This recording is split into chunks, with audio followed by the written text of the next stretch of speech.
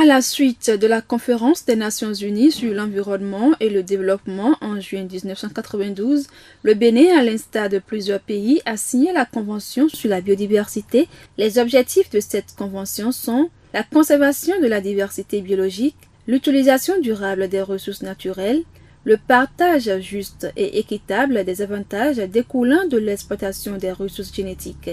Mais pour atteindre ces objectifs, il est nécessaire qu'un système adéquat de collecte et de gestion des informations sur la biodiversité soit mis en place.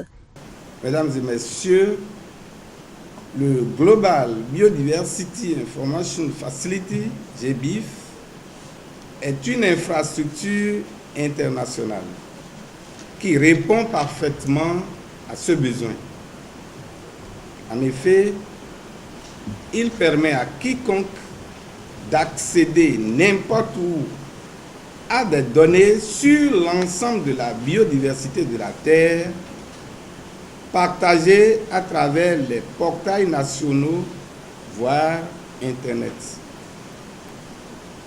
En encourageant et en aidant les institutions à publier des données selon des normes communes, le GBIF permet une recherche qui n'était pas possible auparavant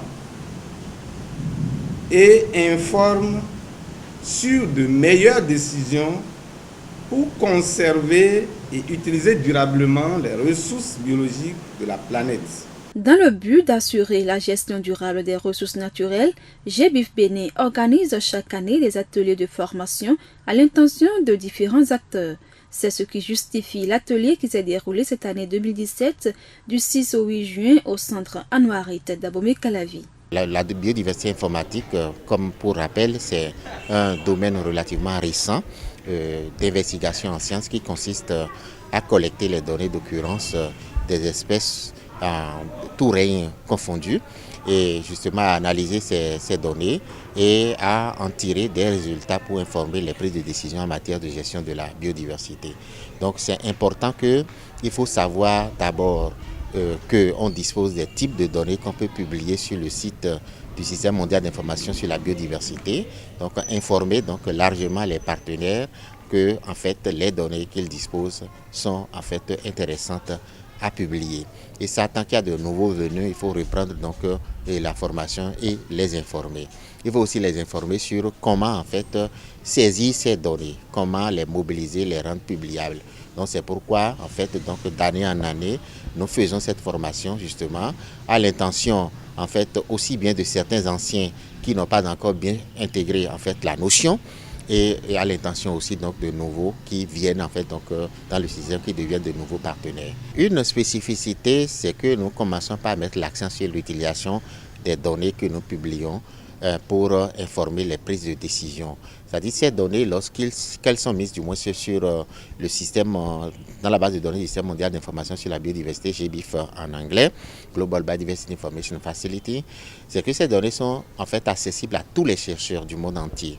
Et c'est les chercheurs d'un pays donné qui peuvent travailler sur les données de ce pays-là parce que intéressés à informer les décideurs du pays sur les décisions en fait à prendre en matière de gestion durable de la biodiversité. Donc nous avons déjà commencé un peu timidement l'année dernière, mais davantage maintenant à, avoir un symposium scientifique. Un symposium scientifique où nous appelons les chercheurs qui ont travaillé en fait dans ce domaine-là, le domaine de la biodiversité informatique, qui ont modélisé en fait les niches écologiques des espèces et qui ont vu un peu l'évolution de ces niches dans le contexte des changements climatiques et globaux, à venir présenter les résultats. Nous les apprécions et puis nous faisons des commentaires qui en fait sont pris en compte pour l'amélioration des résultats, pour leur publication et aussi pour leur mise à disposition de nos décideurs.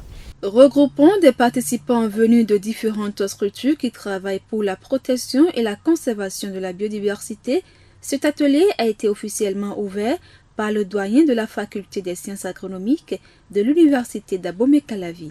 Dans sa mission d'appui aux travaux de recherche en biodiversité pour informer les décisions des gestionnaires et des décideurs politiques sur la gestion durable des ressources naturelles de notre pays, s'est donné pour objectif, premièrement, d'assurer la coordination de la mobilisation et de la publication des données d'occurrence des espèces végétales animales, fongiques et autres du Bénin sur le site internet du GBIF et du GBIF Bénin.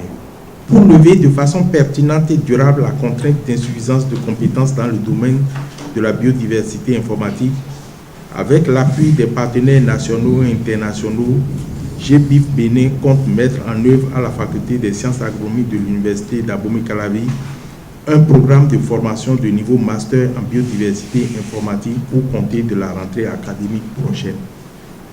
Comme le disait le Node Manager tout à l'heure, ce programme vient d'être validé et donc la formation peut commencer.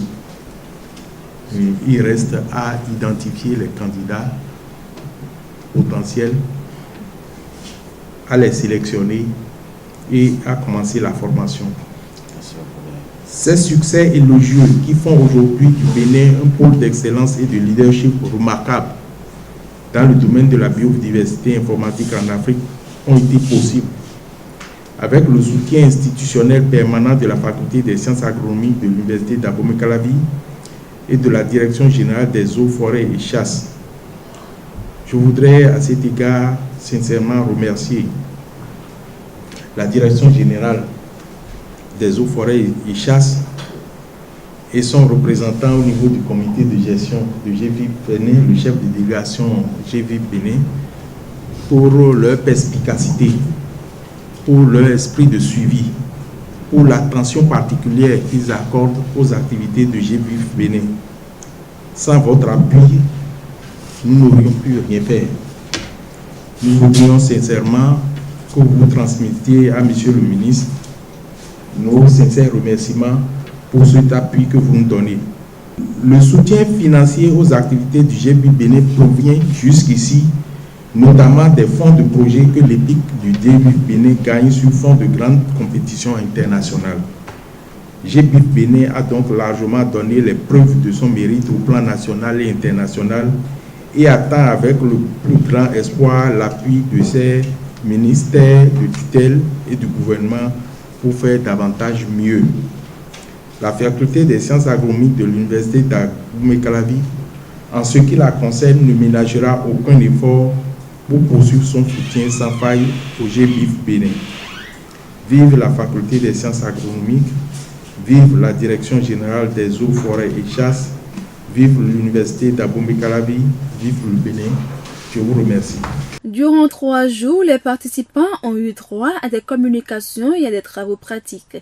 Au nombre des communications, on peut citer entre autres présentation et historique de GBIF Bénin, les acquis et les perspectives de GBIF Bénin, l'importance des informations sur la biodiversité, pourquoi publier les données de la biodiversité, avantages de la publication des données, visualisation des spécimens de plantes, les types de données de la biodiversité prises en compte dans le cadre des activités du GBIF, concept de base et nettoyage des données et plusieurs séries de communications sur l'utilisation des données de la biodiversité pour la conservation et la gestion durable des ressources naturelles du Bénin, collecte des données et publication sur les sites du GBIF et du GBIF Bénin. C'est par une remise d'attestation aux participants que cette formation a pris fin.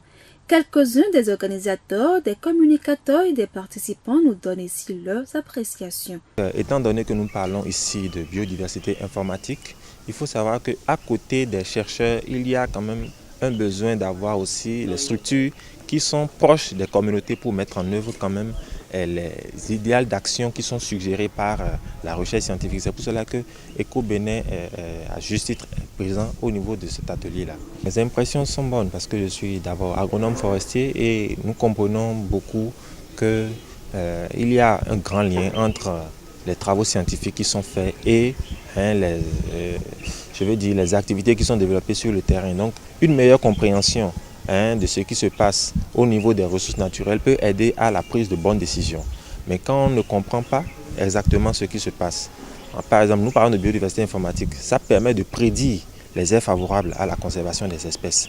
Mais quand on prédit les aires favorables, c'est pour aider à promouvoir des bons projets de reboisement. Aujourd'hui, on ne peut plus faire un reboisement sur un coup de tête pour dire bon, nous allons choisir telle espèce et mettre là. Non.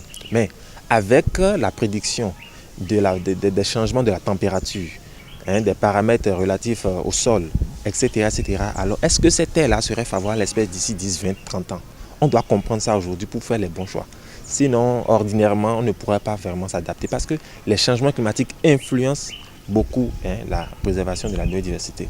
Donc, c'est vraiment un bon atelier de renforcement des capacités et c'est important quand même de pouvoir y participer. Mes attentes sont comblées puisque je voulais avoir une formation par rapport à la mobilisation des données. Il y avait un monsieur qui a fait une communication sur ça et que cette communication m'a permis de comprendre un peu comment mobiliser des données sur le site de chez BIF. J'avais travaillé aussi sur une espèce du nom de Garcinia cola. Donc par rapport à cette formation, je pourrais aussi mobiliser des données sur le site pour compléter mes données d'occurrence sur l'espèce et enfin modéliser la niche écologique de cette espèce-là. Donc cette formation me permettra de faire une publication sur les données d'occurrence de mon espèce, de Garcinia cola. Cette formation, initiée depuis près d'un certain nombre d'années, permet la conservation et la durabilité de la biodiversité, dans tous ses sens. Surtout par rapport aux éminents chercheurs et professeurs qui conduisent même cette activité de la biodiversité-là. On ne peut ne pas y participer, surtout par rapport à la richesse des informations qu'on reçoit chaque année. Ça fait la deuxième fois que je participe à cette formation et je pense ne pas manquer, si possible, mais orienter même les étudiants dans la mesure où la plupart de nos espèces forestières, pour ne pas dire de nos espèces végétales et animales, sont en voie de disparition. Et c'est la plupart de ces espèces-là que ces chercheurs nous montrent. Ils nous expliquent l'importance, la qualité et l'importance médicinale de ces espèces. On ne peut pas ne pas y participer à ça.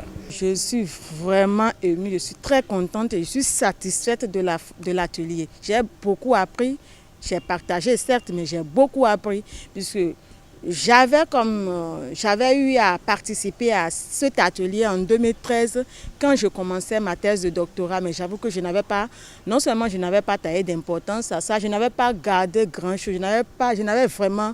Bon, j'étais dans les nuages, j'étais tout bleu, mais aujourd'hui, j'ai beaucoup appris. Et c'est que cet atelier m'a beaucoup donné encore plus de connaissances sur ce que je connaissais et je pourrais mettre ça en pratique pour des réalisations des articles futurs. Sinon que je réfléchis même déjà à autre chose que je vais faire à partir de cet atelier, oui. Il est un devoir capital pour moi de témoigner ma sincère gratitude à la Fondation GRS Biodiversity pour son soutien de très grand poids dans le rayonnement du Bénin au plan international dans le domaine de la biodiversité informatique.